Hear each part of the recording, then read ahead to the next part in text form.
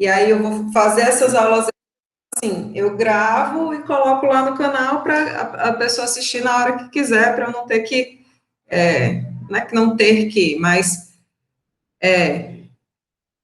então, aqui no, deixa eu botar aqui para apresentar, para poder mostrar.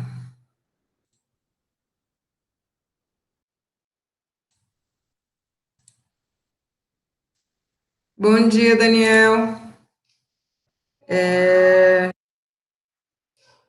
Vou colocar aqui no canal do YouTube só para mostrar para vocês.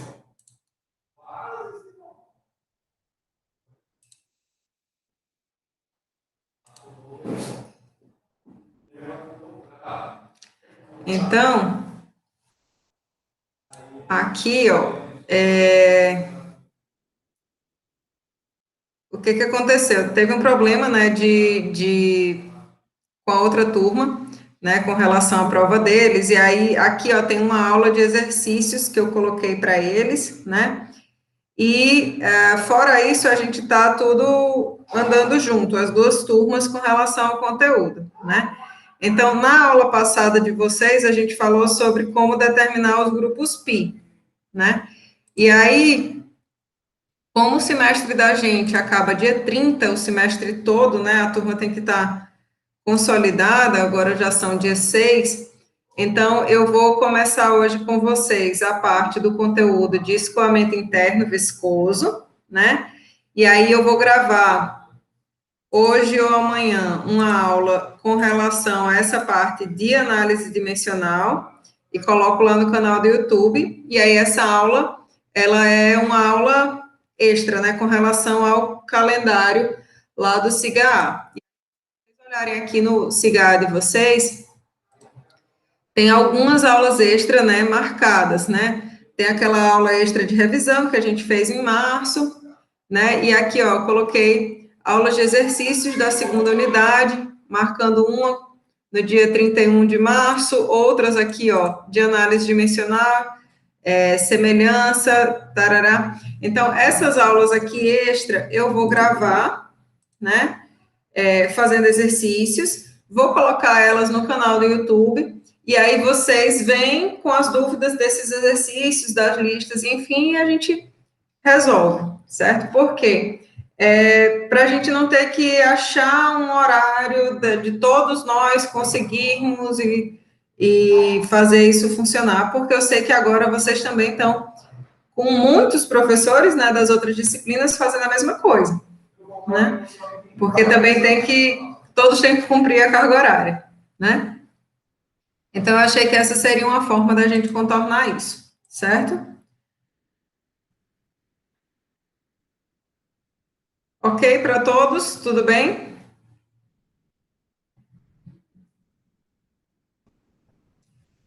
A prova está no dia que está lá marcado no SIGA.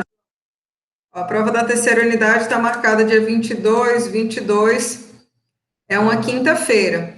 Porque a gente precisa, o aluno que ficou de recuperação, ele precisa de alguns dias úteis, se eu não me engano, são 3, né?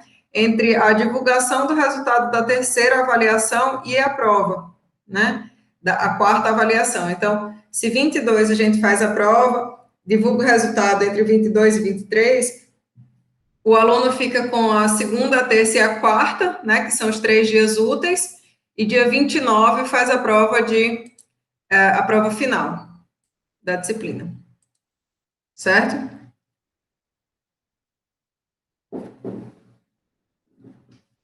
Bom, então vamos.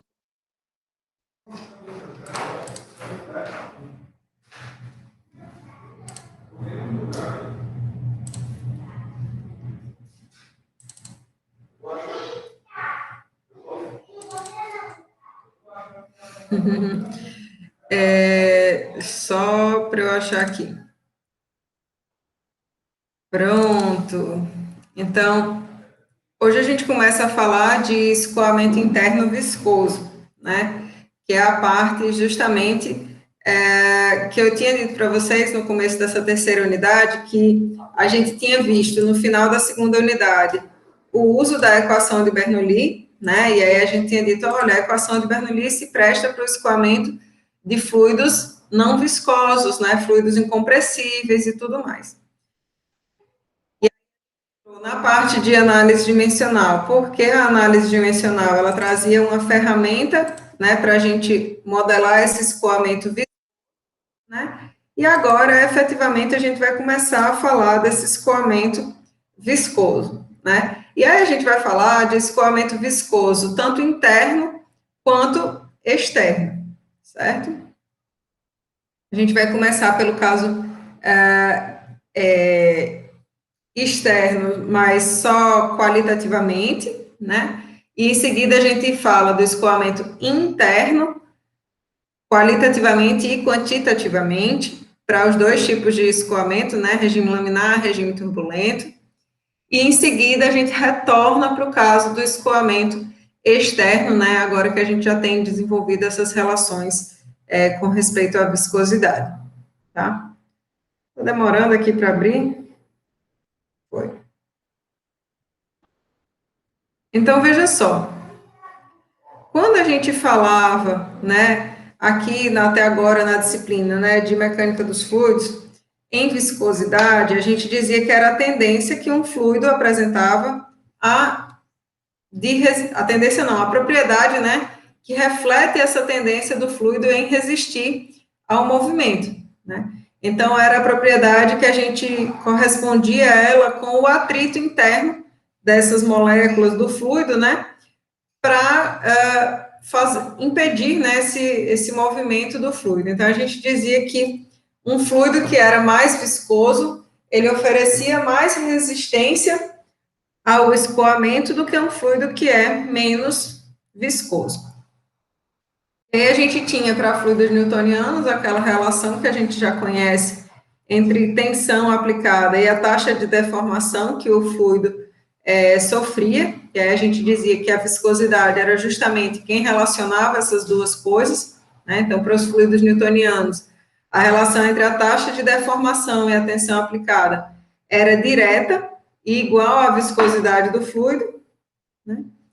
E quando a gente fala do que a gente já viu até agora em mecânica dos fluidos, então a gente já falou do caso dos fluidos, dos escoamentos não viscosos, que seriam aqueles modelados pela equação de Bernoulli e equação de Euler, como a gente viu anteriormente, né?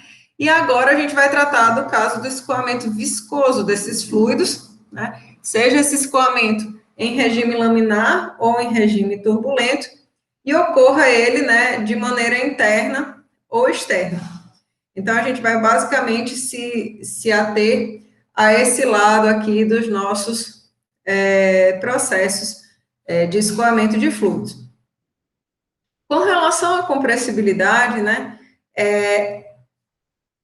esses escoamentos de fluidos compressíveis, geralmente eles não entram no escopo da mecânica dos fluidos 1, né? A gente trata basicamente do escoamento de fluidos compressíveis, né?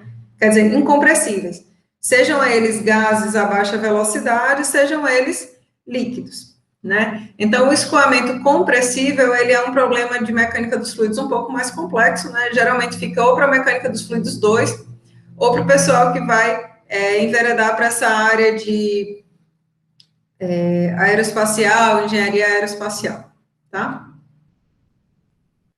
Ou voltado para as máquinas, né?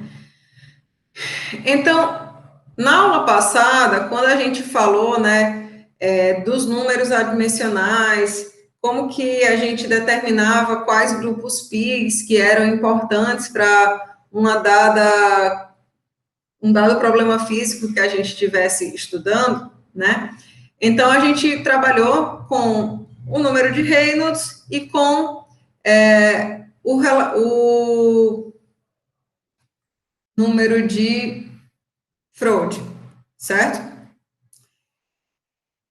Freud? Era?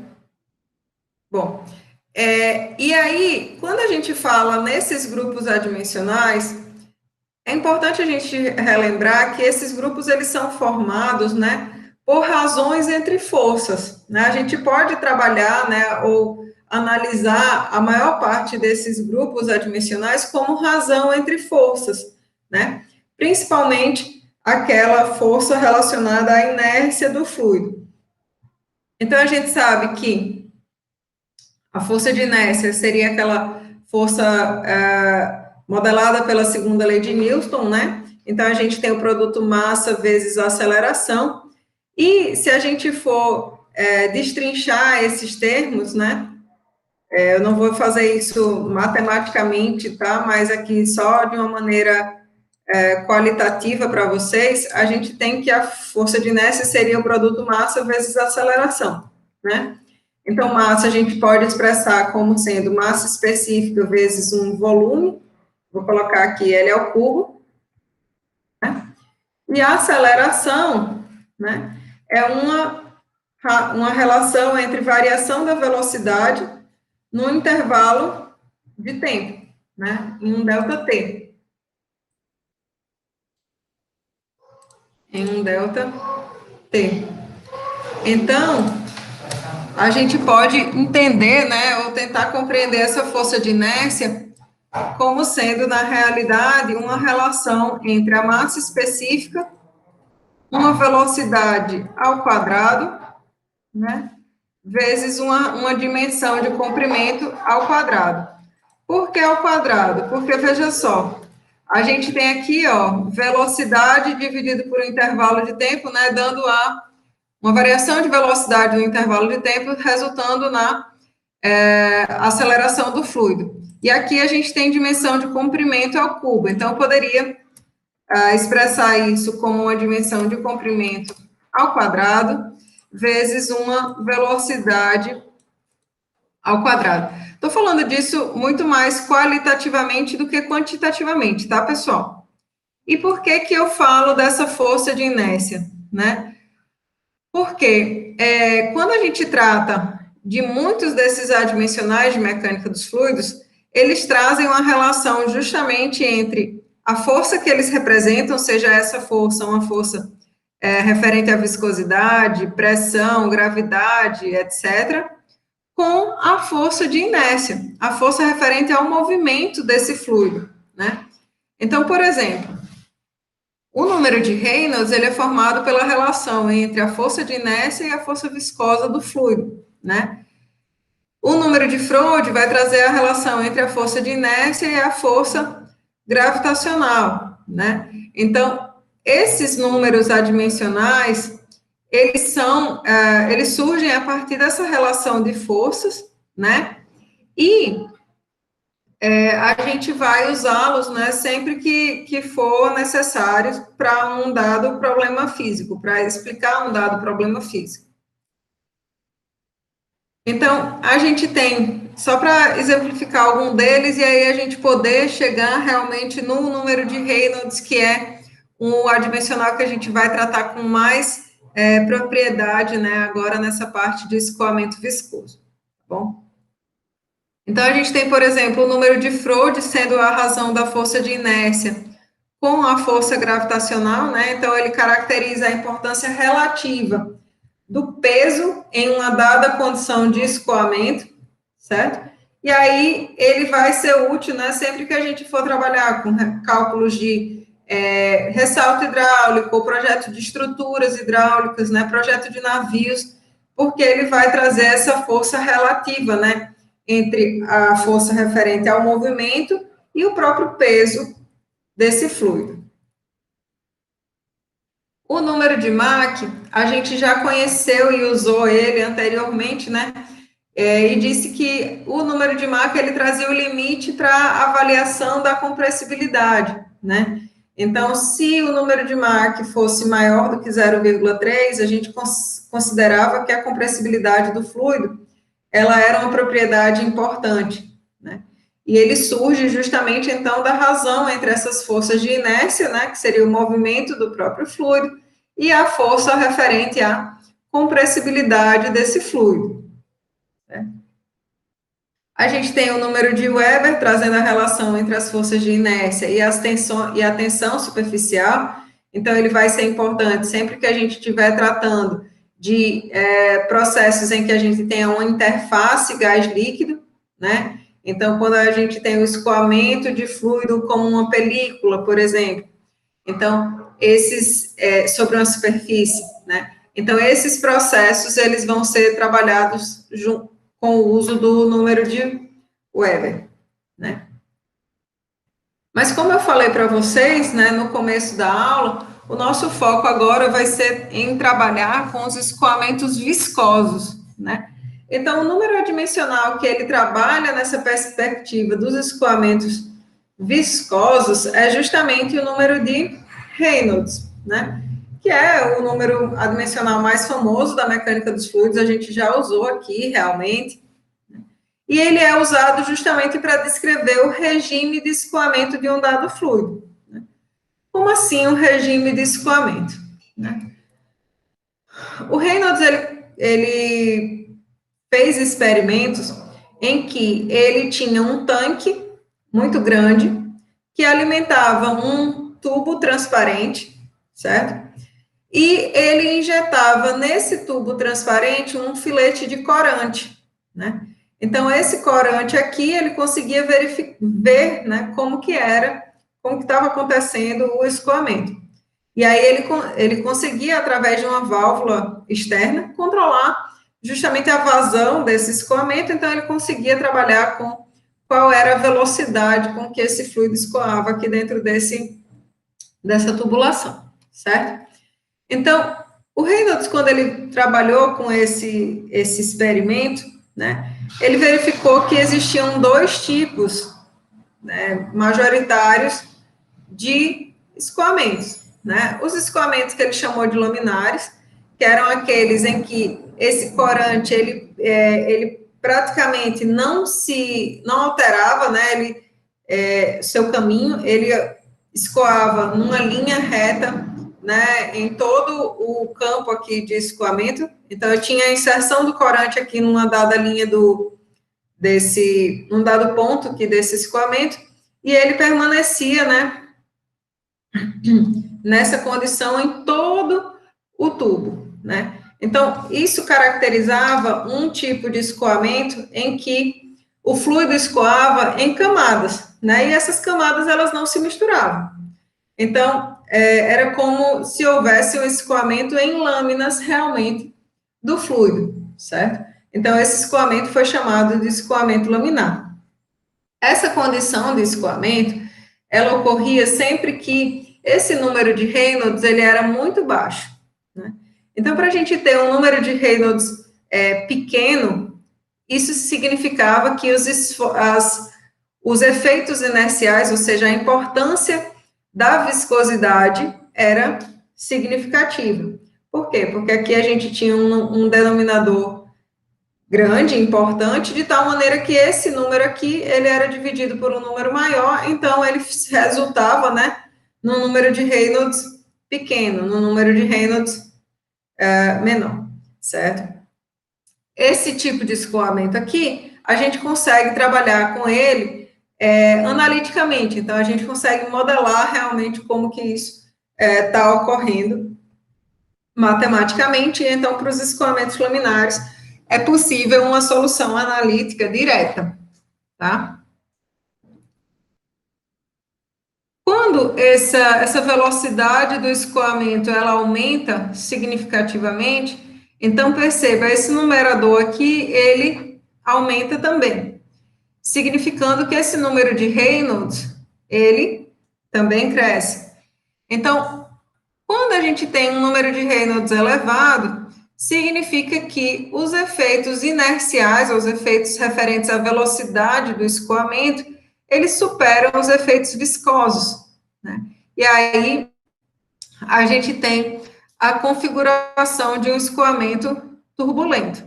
Nesse escoamento turbulento, o que acontece é que a gente tem o movimento aleatório das partículas que estão aqui escoando, né? Então, aquele filete que anteriormente ele percorria aqui uma linha reta, que as camadas de fluido não se misturavam, agora existe uma mistura entre as camadas de fluido e esse corante, ó, ele ora sobe, ora desce, ora sobe, ora desce, acompanhando justamente o movimento das partículas fluidas que foram marcadas, certo? Então, a gente tem essa característica de mistura no escoamento turbulento. Então, veja só. O número de Reynolds, ele vai trazer essa relação, né, entre as forças de inércia e as forças viscosas. Então, valores pequenos de Reynolds dão a gente, né, dão a entender que as forças viscosas são maiores do que as inerciais. Em escoamentos turbulentos, em que a gente tem valores elevados do número de Reynolds, então as forças inerciais, elas são maiores, certo? Então, o número de Reynolds vai fazer para a gente a caracterização do regime de escoamento de um dado fluido, certo? E ele vai ser importantíssimo, né, no caso agora em que a gente vai trabalhar com esses escoamentos viscosos, né, em que a gente vai dar justamente a importância devida à viscosidade do fluido, coisa que a gente não tinha feito quando a gente tinha trabalhado na segunda unidade. Um detalhe a respeito desses escoamentos turbulentos aqui é que a gente não consegue resolver eles analiticamente, né, de maneira direta. Não existe uma equação para modelar como que é esse escoamento turbulento aqui, porque justamente esse movimento das partículas fluidas, ele é aleatório. O que a gente faz para esse tipo de situação é misturar, né, tanto a abordagem analítica com a abordagem experimental, né, de análise dimensional que a gente fez agora nessa terceira unidade, tá? Então, deixa eu só mostrar aqui para vocês.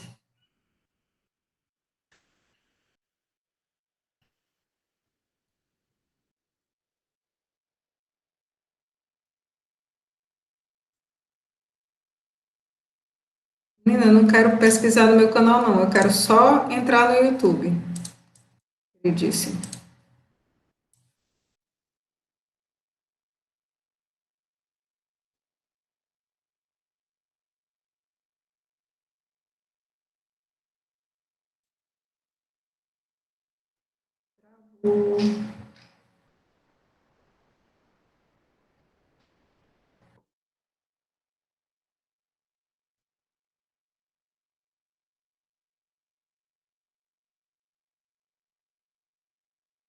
Bom, não estou conseguindo lá botar para rodar.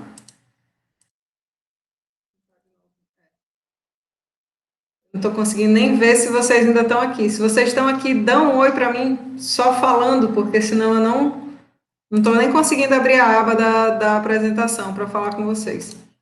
Sim, professor. Ótimo. Excelente. Paz, tem umas coisas aqui que eu digo assim, não existe cabimento um computador teoricamente bom como esse fazer essas bagunças comigo. Mas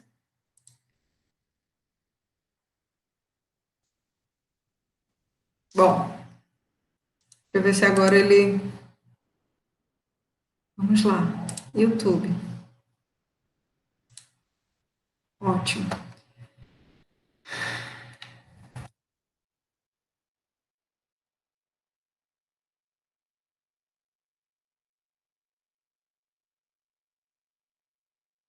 Bom, vou botar esse aqui para vocês verem, tá? Deixa eu ver se tá.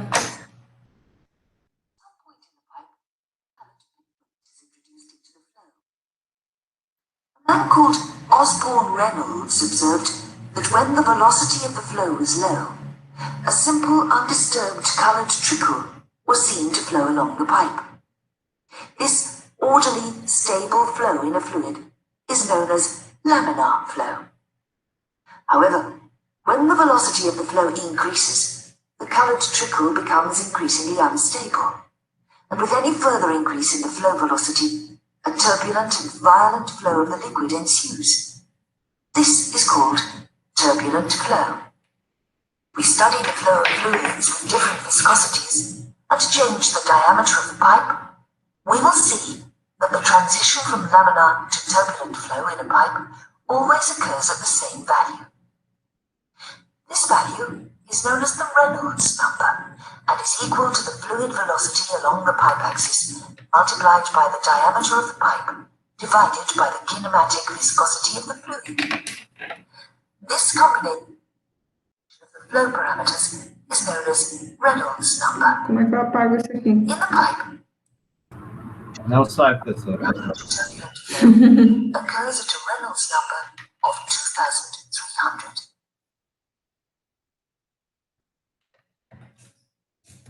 Deu para ver aí mais ou menos como que é o experimento? Deixa eu ver se eu consigo colocar ele um experimento real, porque aquele dali era... Calma, filho. Nossa Senhora. Que desembesto. Deixa eu ver se eu consigo colocar aqui para vocês um que seja com escoamento real.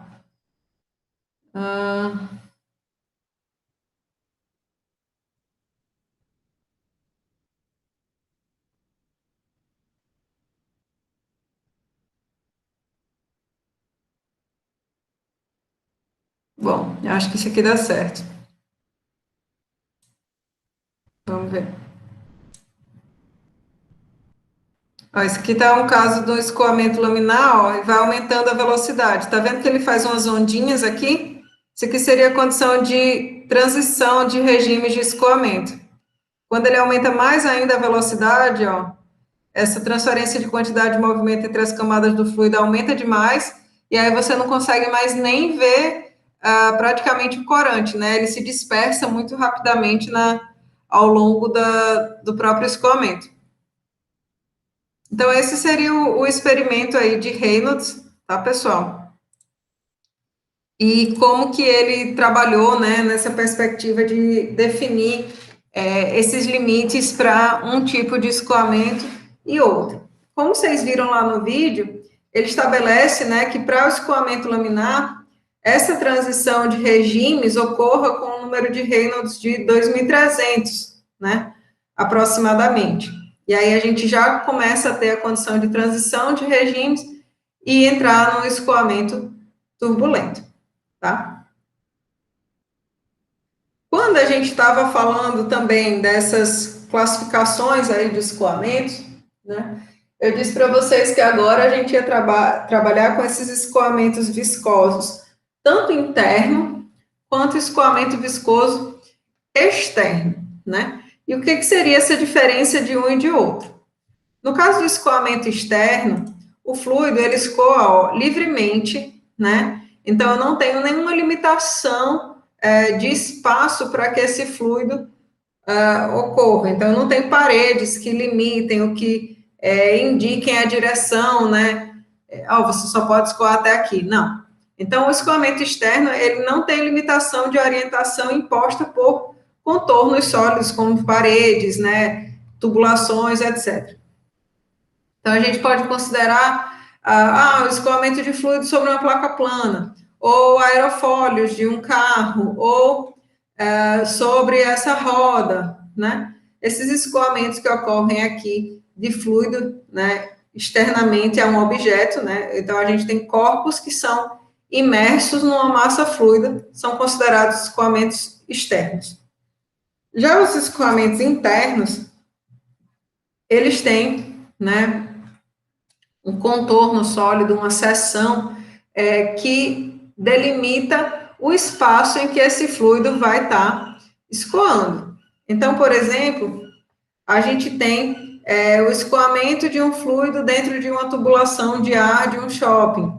A gente tem o escoamento de gasolina dentro dos componentes aí do carro até chegar no motor. A gente tem o escoamento de sangue dentro do nosso corpo, né? Então, são todos esses escoamentos são de fluidos que estão contidos em um contorno sólido, né? Uma superfície limitante, que na maioria das vezes ela é impermeável ao fluido, né? Então, ele está restrito àquela região, né? Quando a gente fala do escoamento de um fluido, que é externo, né, que é o caso mais simples que a gente tem, que é o escoamento de um fluido sobre uma placa plana, quando a gente começa a pensar nesse escoamento, na perspectiva de estudar a viscosidade, o efeito da viscosidade do fluido, então a gente fica com uma pergunta muito importante a ser avaliada, né? Que é como que a informação de que ali existe um contorno sólido, né? Ela se propaga, né? Dentro desse meio fluido. Como assim, professor? Bom, lembra que a gente falou no começo da disciplina, olha, o fluido, ele adquire a velocidade daquele contorno sólido com o qual ele está interagindo?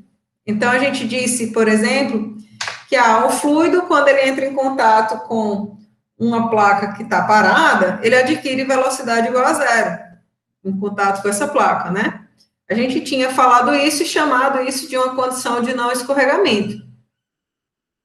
Mas agora que a gente vai estudar esses escoamentos e vai estudar o efeito dessa viscosidade, a gente pode se perguntar como é que esse fluido que estava escoando aqui, por exemplo, saindo desse ventilador com uma velocidade constante, como é que quando ele chega em contato com essa placa plana, ele sabe que ali existe um contorno sólido, que ele deve obedecer à condição de não escorregamento, e como que isso se transporta, né, entre as camadas do fluido? Como que essa informação da existência do contorno sólido se propaga?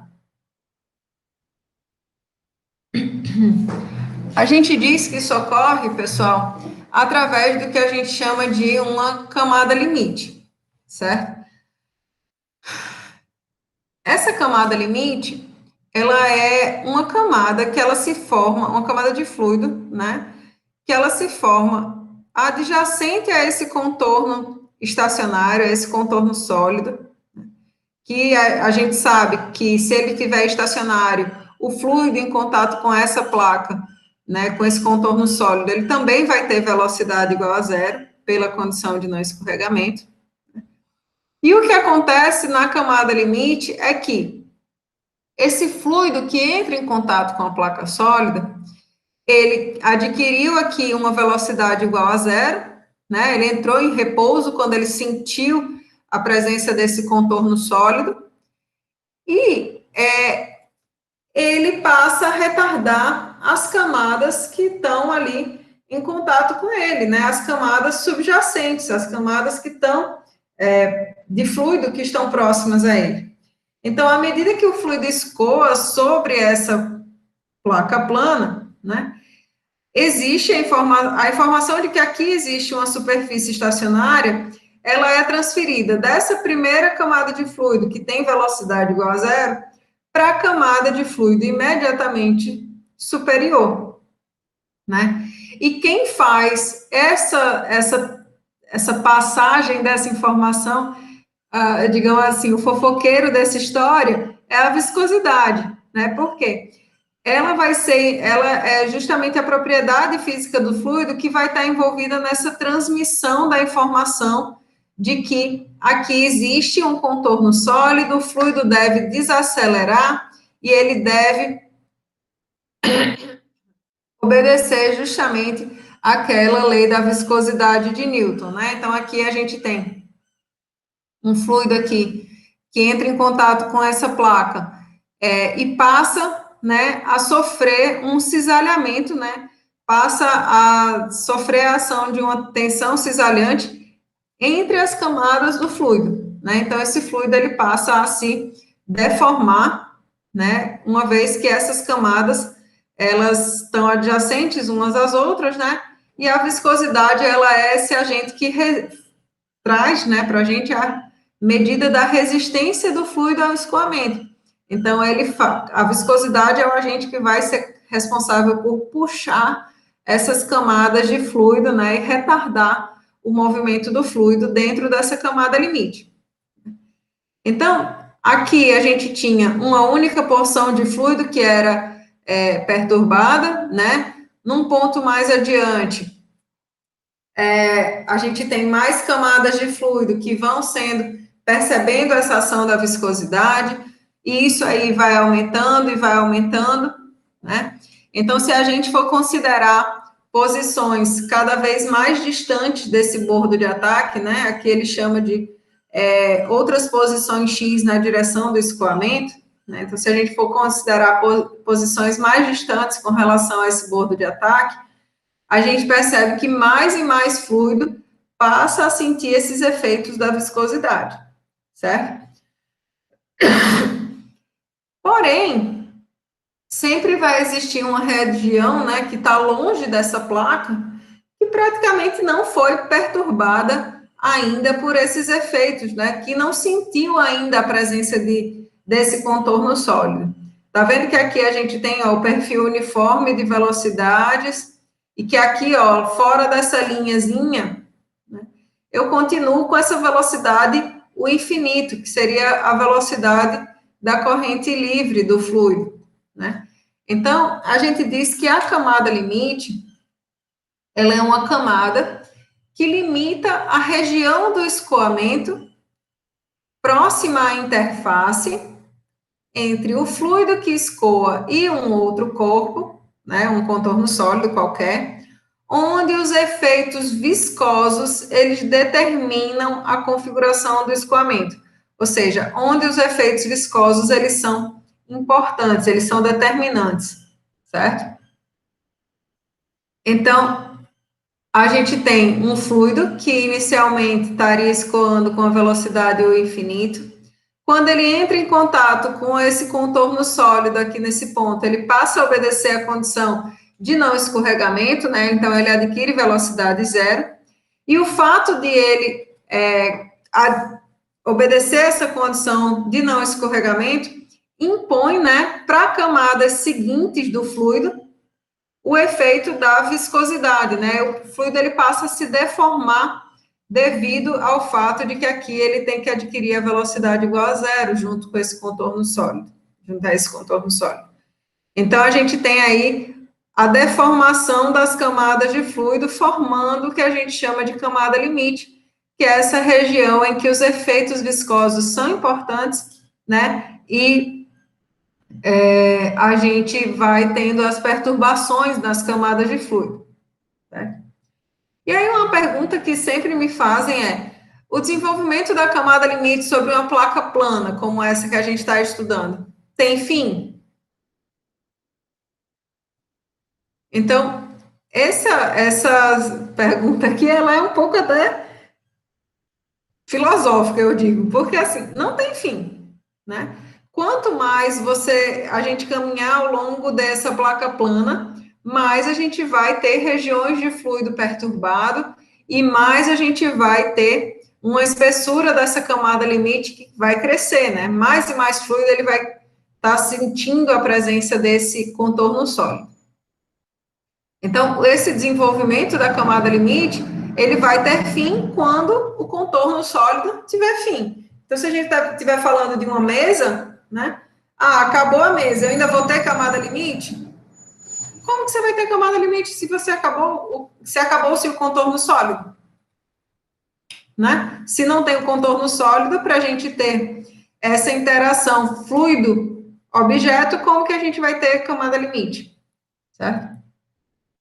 Então, o desenvolvimento da camada limite sobre uma placa plana só tem fim quando a própria placa ela chega ao seu fim. Ok? Por que eu estou falando sobre isso?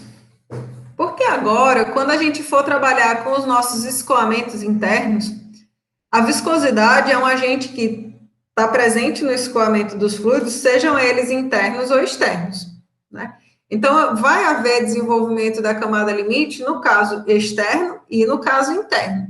Então, a gente precisava entender esse conceito, né, fundamentar isso bem, antes que a gente pudesse trabalhar com a modelagem desses escoamentos. Então,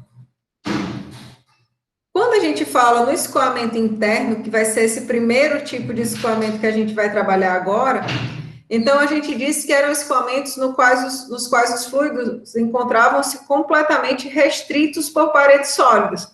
Então, seria o caso do escoamento do fluido, por exemplo, aqui dentro dessa tubulação. Então, seja uma tubulação, seja um duto, seja uma restrição, um difusor, qualquer um elemento em que o fluido esteja completamente restrito por essas paredes sólidas, então a gente diz que é um escoamento interno. O caso como esse aqui da figura, né, em que a gente tem o escoamento do fluido no que a gente chama de um canal, né, esse escoamento, ele não é um escoamento interno. Por quê?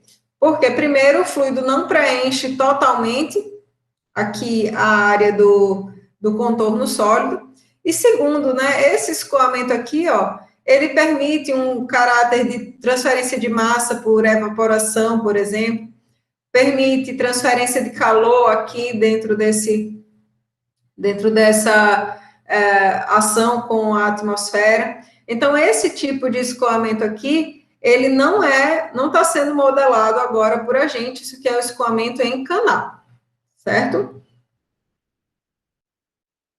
Os escoamentos internos, como eu disse para vocês, são aqueles que estão completamente restritos por paredes sólidas. Então, a gente pode imaginar o bombeamento de sangue dentro do nosso corpo, né? A gente pode pensar no transporte de gases, né? A gente pode pensar no descarregamento de derivados de petróleo. A gente pode pensar também vamos lá, digam mais alguma coisa que vocês imaginam aí de escoamento interno. A administração de drogas, né, intravenosas, por exemplo, então a gente tem aquele saquinho de soro, por exemplo, que está ligado com um tubo flexível até chegar lá na pessoa. Então, a gente também trabalha isso como escoamento interno, tá bom? Então, temos muitos escoamentos possíveis aí de modelagem como escoamento interno, ok? Tudo certo até agora, meu povo?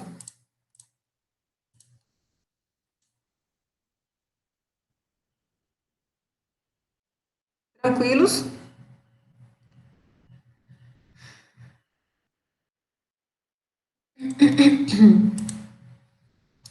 Então, se a gente for analisar qualitativamente esse escoamento viscoso interno, né, a gente tem algumas semelhanças com o que a gente falou, né, do desenvolvimento da camada limite para o caso daquela placa plana, certo?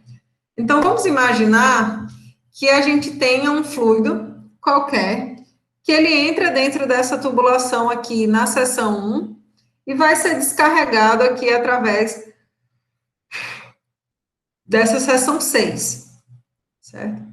Geralmente, nessa seção de alimentação, que é a região de entrada do escoamento, a gente considera que o perfil de velocidades ele seja uniforme, né? Porque geralmente a gente tem um tanque, né, ou um recipiente muito grande para entrar, para que o fluido entre dentro dessa tubulação.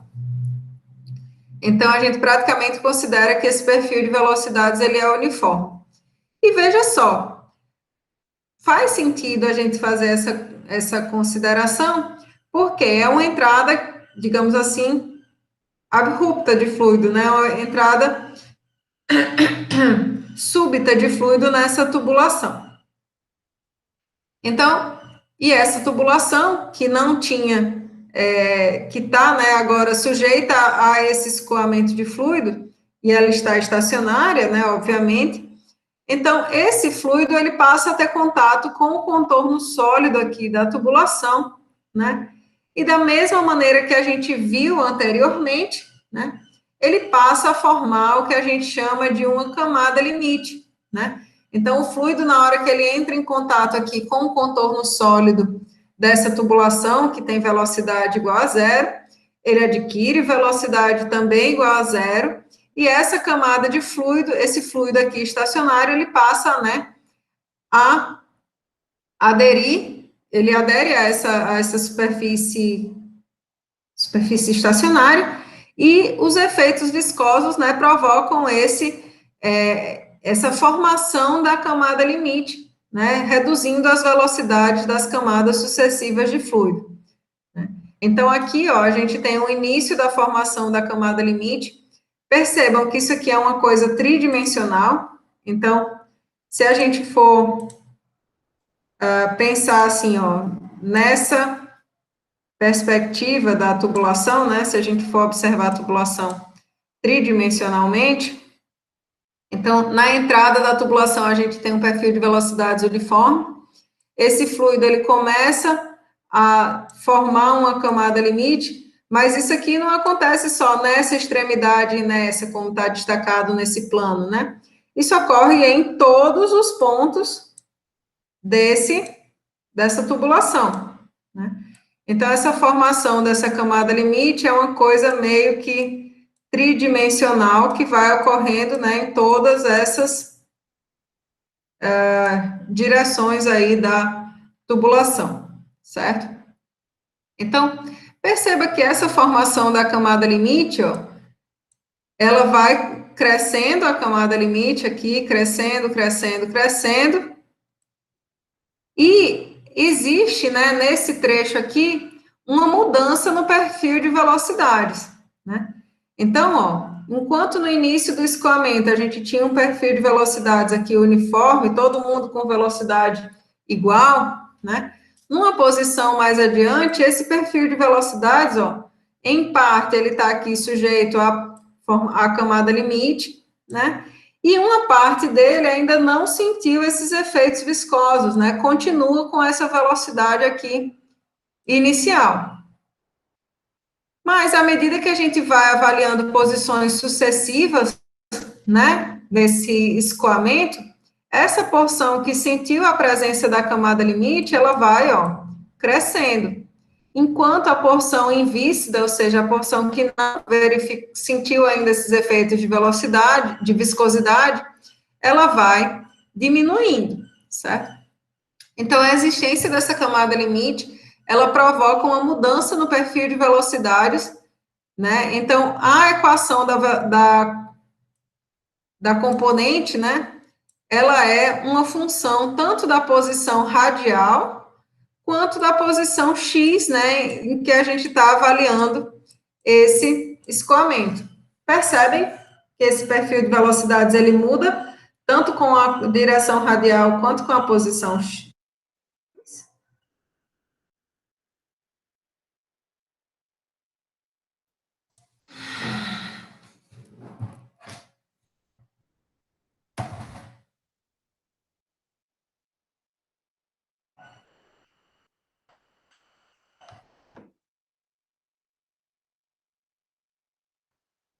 Ai, ai, ai.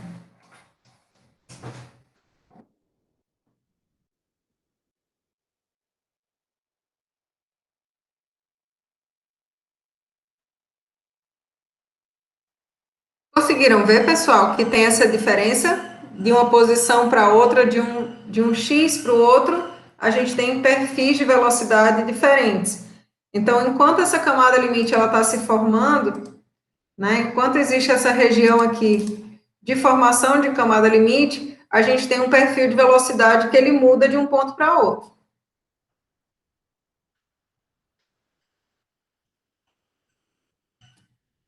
Oh, meu santíssimo.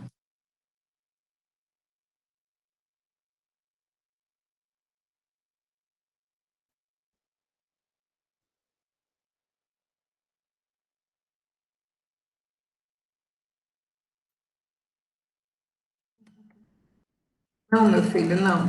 Veja aí o que você quer fazer.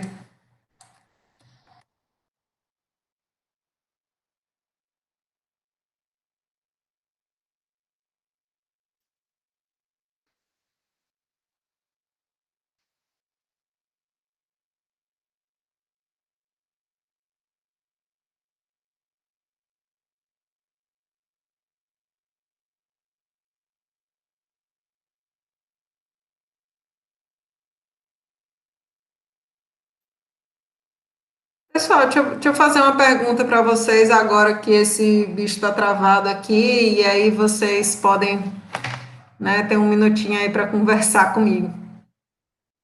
Vocês acham que é melhor, né, essas aulas, assim como a gente faz, fazer aula síncrona, ou é melhor assistir a aula gravada?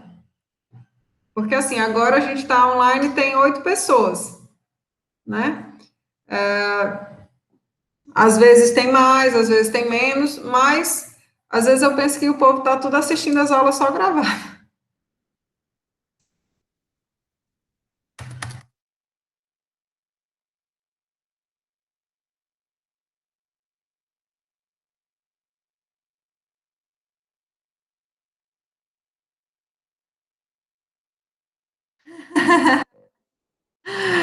Pois é, né? Tem isso e tem outras coisas, né? Eu tenho um irmão que está também pagando disciplina agora no, no remoto, né? Ele diz que tem um professor dele que fala tão devagar, mas tão devagar, que ele prefere,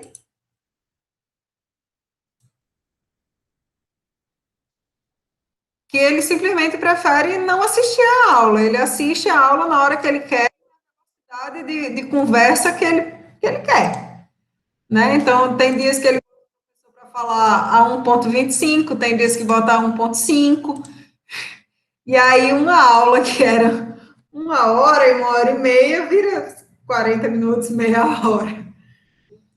Aí a pessoa fica na dúvida, né, do que faz. Porque a gente já tem realmente eu tenho um banco de aulas já no YouTube, né? O semestre todo lá, se bobear. Gente, mas o que está acontecendo com esse computador? E assistir online, né, a pessoa pula toda essa parte aqui que a gente está sofrendo agora, né? Toda essa chateação aqui. Algumas coisas.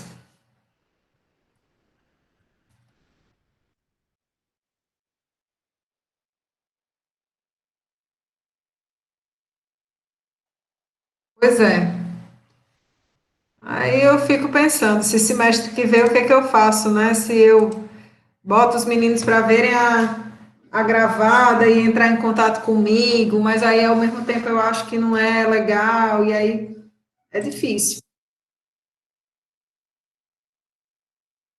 E inferno da pedra, meu amigo, não tá indo para canto nenhum.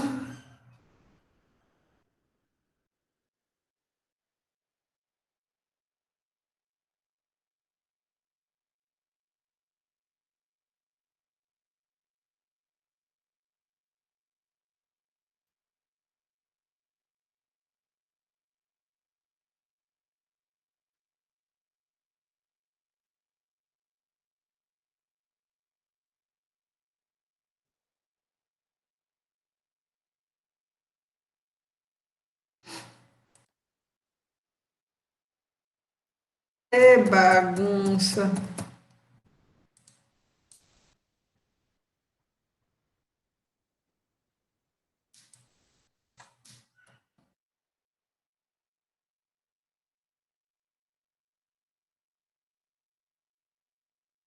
Vocês estão vendo o que aí? Porque eu estou vendo só tela branca, não tem nada na minha tela. Tá, não vai nem vem.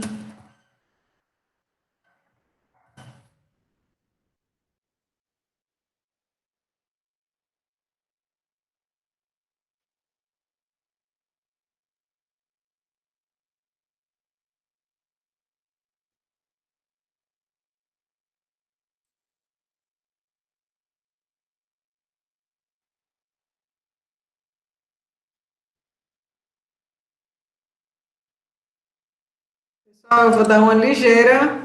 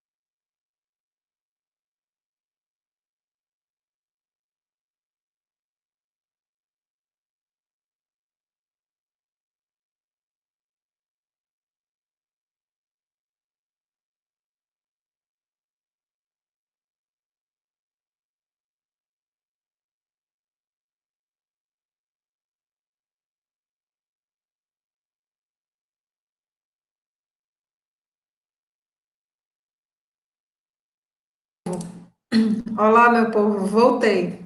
Fazia muito tempo que eu não levava uma queda tão grande na minha vida, viu? Obrigada por vocês ainda estarem aqui. Rapaz, que negócio doido. Parou total.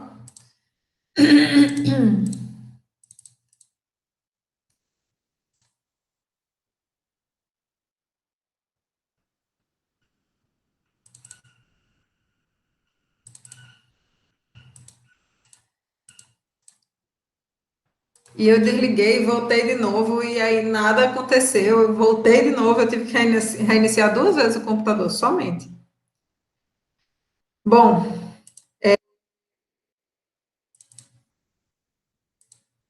a gente estava falando sobre um escoamento interno viscoso, né?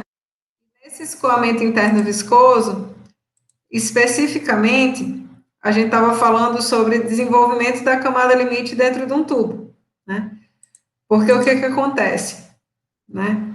Esse fluido que está escoando, que é um fluido viscoso, ele sai de um perfil de velocidades que era uniforme, né?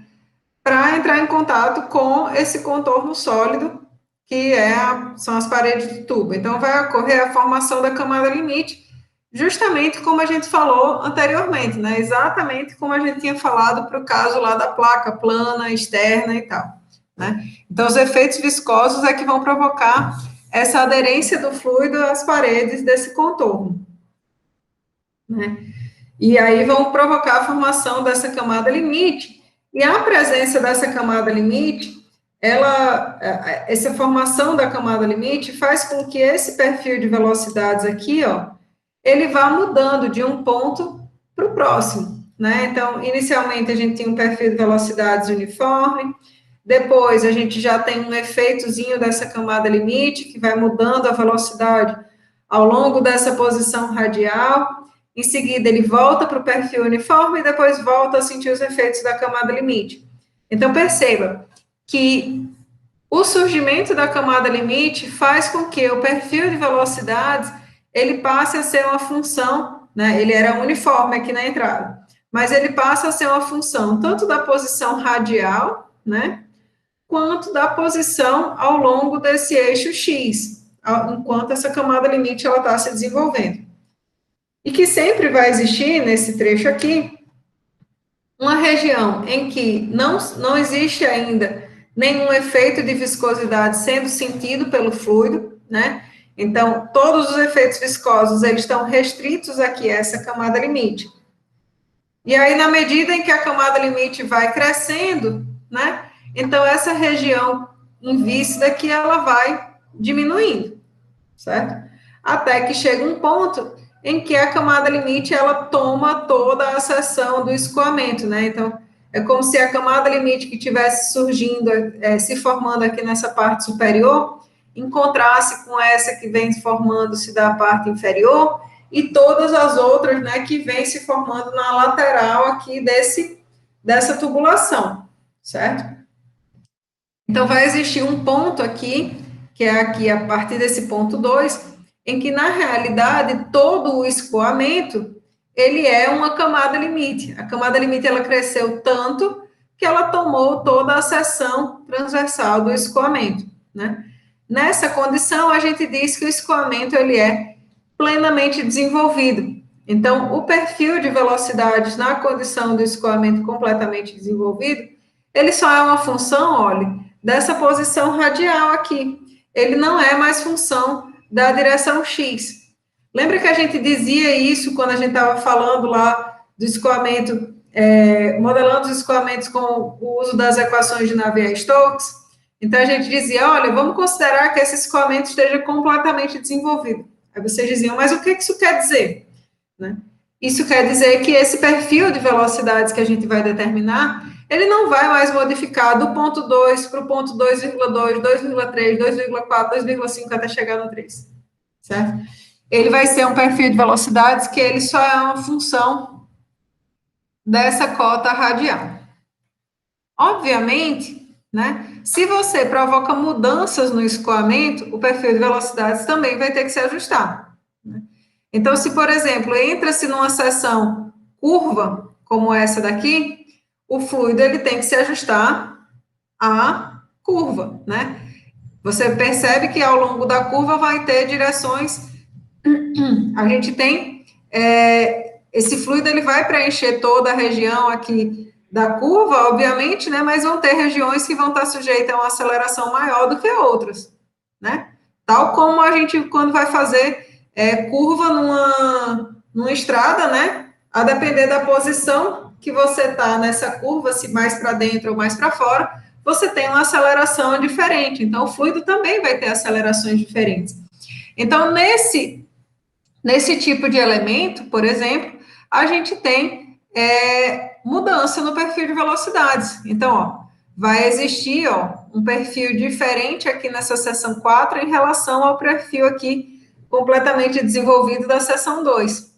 E vai ser requerido, novamente, uma outra extensão de tubulação aqui, do trecho 4 ao trecho 5, para que esse escoamento, ele novamente torne a ser completamente desenvolvido e não haja mais mudanças nesse perfil de velocidade.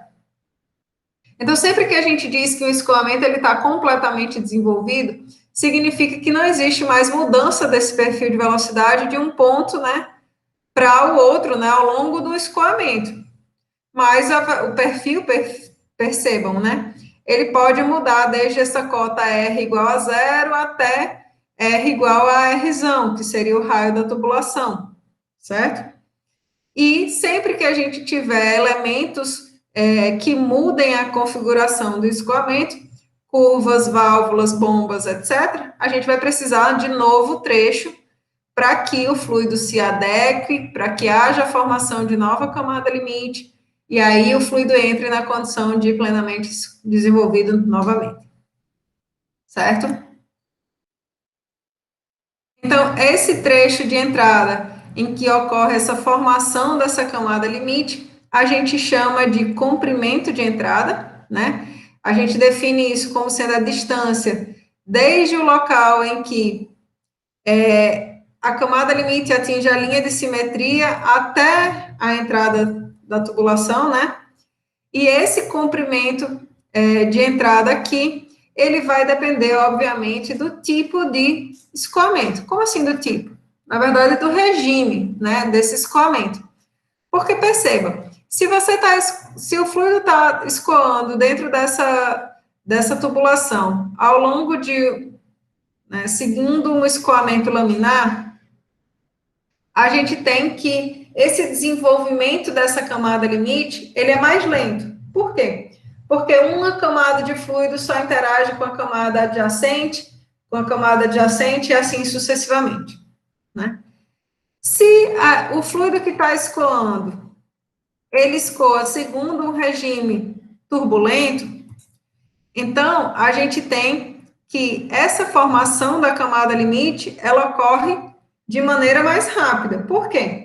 Porque o fluido, ele não interage somente com a camada seguinte, ele interage com a camada seguinte e ocorre, né, a mistura entre essas camadas de fluido.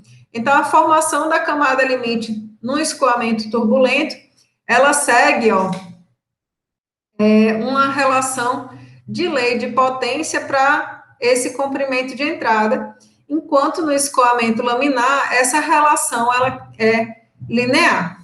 Então, se, por exemplo, a gente tomar o valor de 2.300 como limite para a mudança de regime laminar para o turbulento, a gente vai ver que esse comprimento de entrada, ele é aproximadamente 140 vezes o diâmetro da tubulação. Se a gente fizer a mesma coisa para o escoamento turbulento, a gente vai ver que esse comprimento de entrada, ele está na faixa de uns 30 a 40 vezes o comprimento da tubulação. Então, o que isso quer dizer? Quer dizer que no escoamento laminar, se eu tenho aqui um tubo, a gente tem aqui a tubulação, certo? Esse fluido está escoando num regime laminar. Esse perfil, essa camada limite, para que ela termine de se formar e atinja essa linha central aqui da tubulação, eu vou gastar, ó, 140 vezes o diâmetro dessa tubulação. Então, se essa tubulação tiver 10 centímetros de diâmetro, então a gente vai ter aí 1,40 m de tubulação para atingir a condição de escoamento completamente desenvolvido, certo? Se nessa mesma tubulação de 10 centímetros a gente tiver com o fluido que está aqui escoando num regime turbulento, ao invés de eu precisar de 140 vezes o diâmetro, com 40 vezes o diâmetro, mais ou menos aqui, a gente já teria essa completa formação da camada limite, certo? Então, no escoamento turbulento, a formação da camada limite, ela se dá mais rapidamente, né, em termos de comprimento da tubulação, e aí a gente consegue chegar no escoamento completamente desenvolvido, num comprimento de tubulação menor, proporcionalmente. Deu para entender essa parte de comprimento de entrada, pessoal?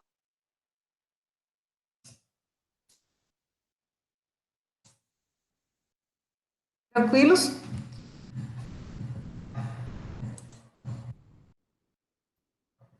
Bom, aqui já começa a parte de análise quantitativa desse escoamento laminar, certo? Então, qualitativamente está tudo resolvido? Vocês estão tranquilos? Como é que tá? Tem dúvidas?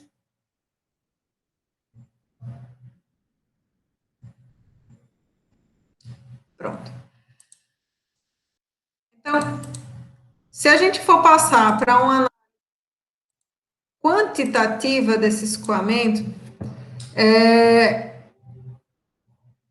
a gente tem algumas coisas a fazer e algumas coisas a destacar logo de cara. Primeiro, essa análise quantitativa, ela só é possível para o escoamento laminar, certo? Viscoso.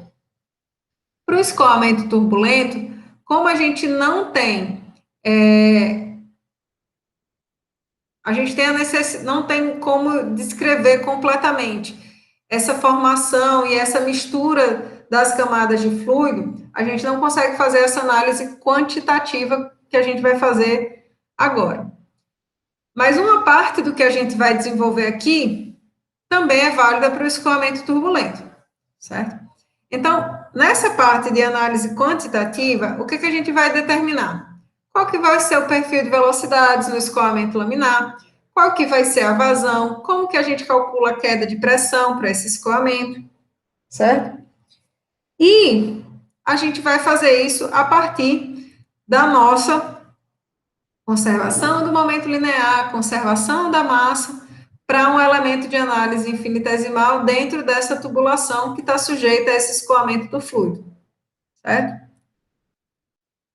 Então, a gente pode considerar que haja um fluido que esteja escoando aqui dentro dessa tubulação, e aí a gente vai pegar esse elemento cilíndrico aqui, né? E aí a gente vai aplicar pelo teorema de transporte de Reynolds, né? Usando o teorema de transporte de Reynolds para esse elemento, a gente vai aplicar a conservação do momento linear.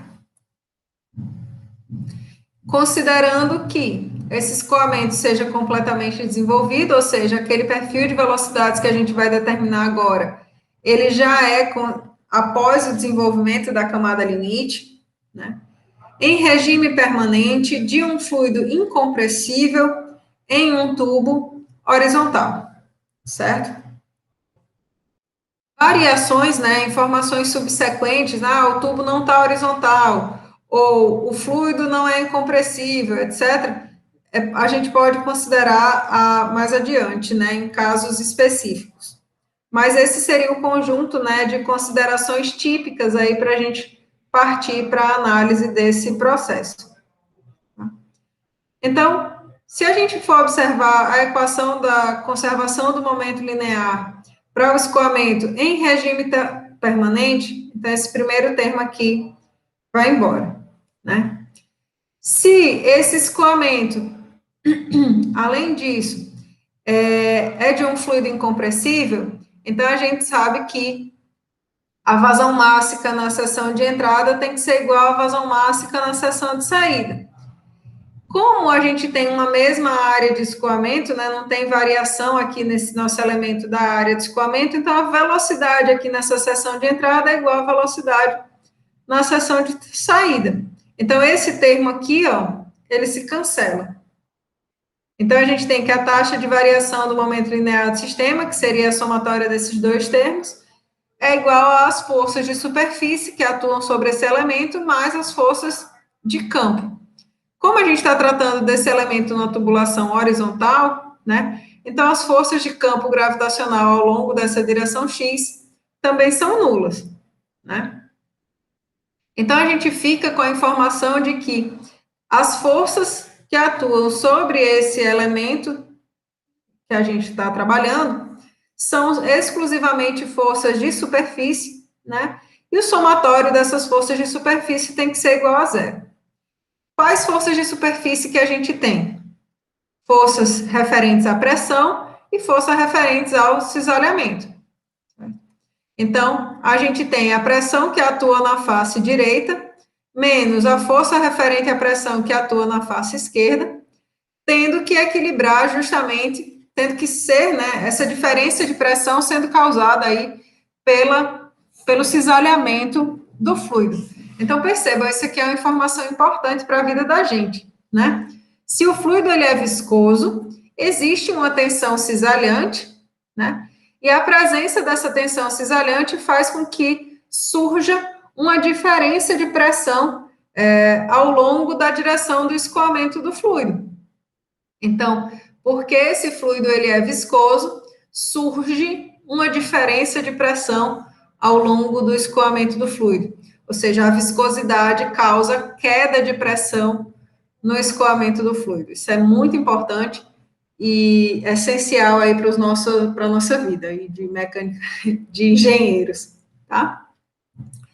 Então, o que a gente tem? Que é trabalhar com esse balanço de forças, né? Então, a pressão que atua nessa face da esquerda, a gente pode trabalhar como uma expansão em série de Taylor da pressão que atua aqui no centro desse elemento. Então, P menos ρP ρx vezes a distância desse ponto até a origem, né? Então, menos dx sobre 2, seria a expansão da pressão, vezes a área em que ela atua, π vezes esse Rzinho ao quadrado. O mesmo pode ser feito para a face da direita, então, expansão em série de Taylor da pressão aqui no centro, P mais ρP ρx, dx sobre 2, porque seria dx sobre 2 aqui, menos 0, a distância do ponto que eu conheço para o ponto que eu quero. Ponto que eu quero menos o que eu conheço. E multiplicando aí pela área dessa superfície, né? A área em que a pressão atua. Ele atribui aqui essa diferença de pressão à tensão que atua ao longo dessa superfície cilíndrica, né? A superfície do corpo cilíndrico. Então, tensão vezes o comprimento dessa circunferência vezes um dx, né? Então, tensão vezes a área em que ela atua, 2πr vezes um dx, que é o comprimento desse elemento. O somatório dessas forças todas tinha que ser igual a zero, né? E aí a gente tem, ó, essa pressão aqui cancelando-se com essa, menos ρP ρx com menos ρP ρx ficaria aqui, menos ρP ρx, dx sobre 2 menos dx sobre 2 ficaria só dx, πr quadrado, πr quadrado.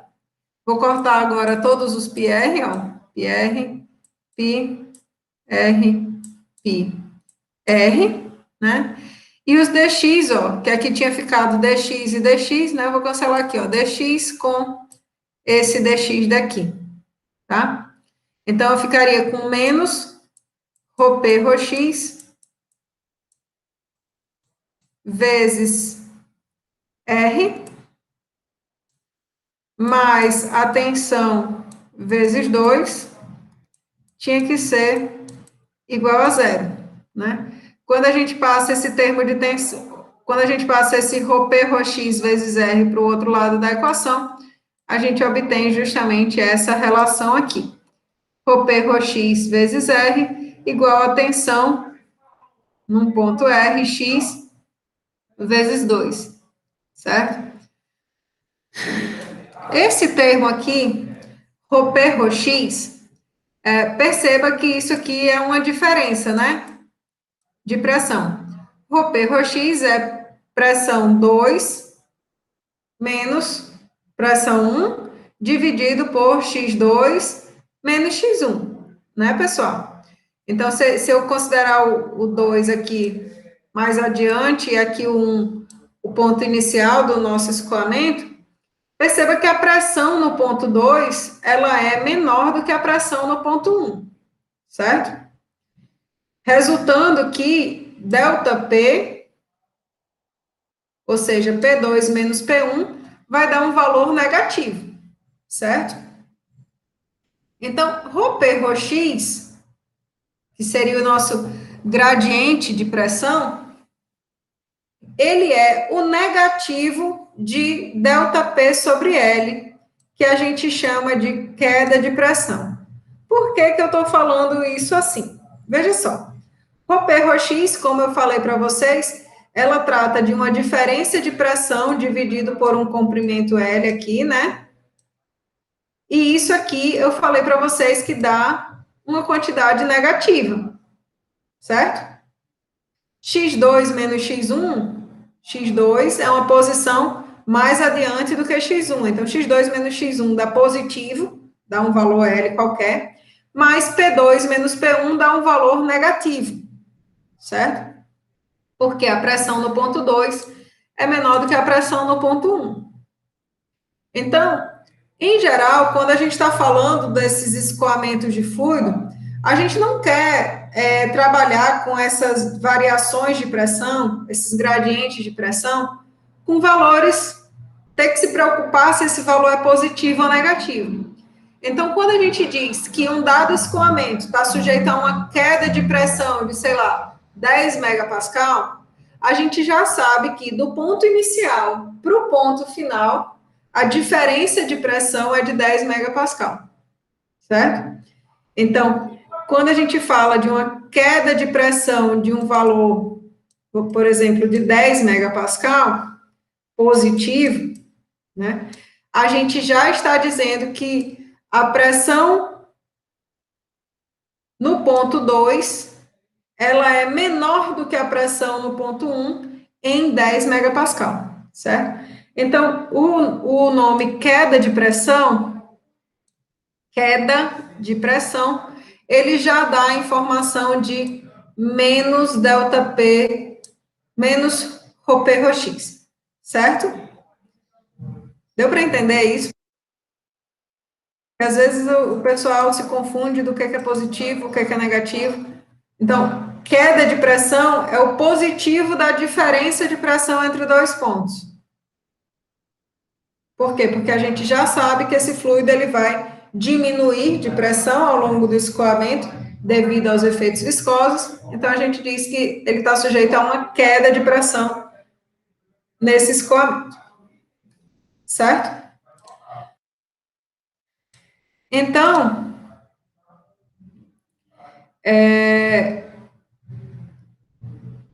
a gente consegue observar que a tensão cisalhante, né, entre as camadas do fluido, ela é ρP, ρx vezes R sobre 2, né?